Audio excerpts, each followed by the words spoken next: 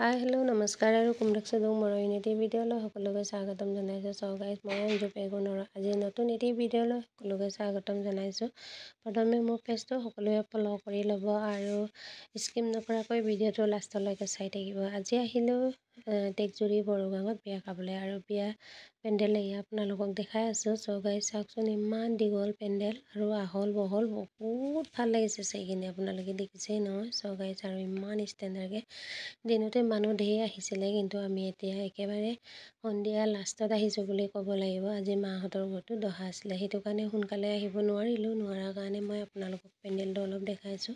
এতিয়া সন্ধিয়া হৈ গ'ল আৰু ল'ৰা ছোৱালী নীতি নিয়ম কৰিব লাগে। কৰিবৰ কাৰণে এয়া ঘৰৰ ভিতৰত ভাত বনাবলৈ গৈছে।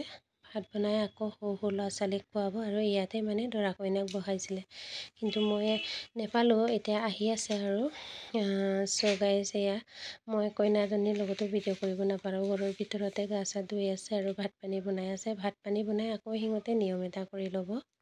তাৰপিছতে আহিলোঁ ভাত খাবলৈ আৰু ভাত খোৱা জেগাটো অলপ দেখাই লৈছোঁ। আপোনালোকে পেণ্ডেলটো দেখিছেনে, ইমান আহল বহল, একেবাৰে মানে মন পচন্দ পেণ্ডেল বনাইছে চাওকচোন আৰু বহুত ভাল লাগিছে। এয়া হ'ল আইতাই মানে নাতিজনী ভাত দিয়ে আৰু এয়া আমাৰ মালিকে ভাত খাই আছে আৰু ময়ো ভাত খাই আছোঁ। চ' গাইছে দেখিছে নহয়, আজিলৈ ভিডিঅ'টো ইমানেই।